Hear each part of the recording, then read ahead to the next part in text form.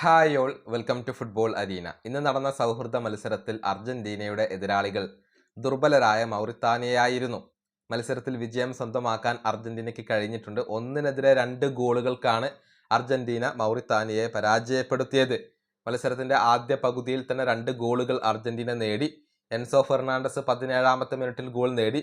പിന്നീട് 32ാമത്തെ മിനിറ്റിൽ നിക്കോ പാസിന്റെ ഒരു ഫ്രീ കിക്ക് ഗോൾ പിറന്നു എന്നുള്ളതാണ്.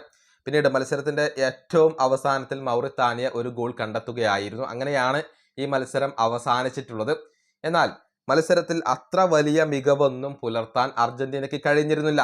ആകെ 7 ഷോട്ടുകൾ മാത്രമാണ് ഉതിർത്തിട്ടുള്ളത്.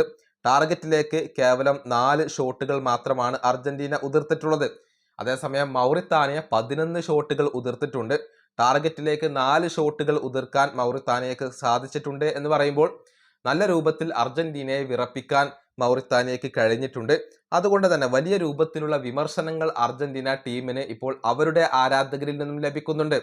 മത്സരത്തിന്റെ 2ാം പകുതിയിൽ അലസതയോട് കൂടിയാണ് അർജന്റീന കളിച്ചത് എന്നാണ് ഇപ്പോൾ അർജന്റീനയുടെ ആരാധകർ പറയുന്നത്. നമുക്കറിയാം, അർജന്റീനയുടെ പ്രധാനപ്പെട്ട ഒരു ഫാൻ അക്കൗണ്ടാണ് ഓൾ അബൌട്ട് അർജന്റീന.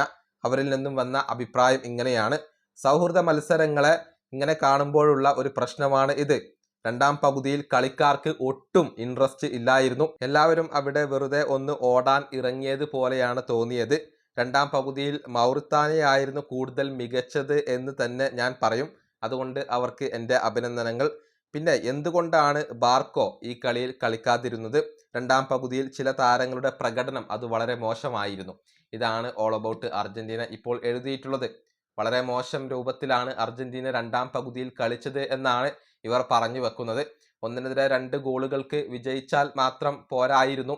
നല്ല ഒരു വിജയം ഈ മത്സരത്തിൽ അർജന്റീന നേടണമായിരുന്നു. അലസതയോടുകൂടിയാണ് ഈ മത്സരത്തിൽ അർജന്റീന കളിച്ചത് എന്നൊക്കെയാണ് ഇപ്പോൾ അർജന്റീൻ ആരാധകർ തന്നെ പറയുന്നത്. ഈ വീഡിയോ അവസാനിപ്പിക്കുന്നു. അടുത്തൊരു വീണ്ടും കാണാം.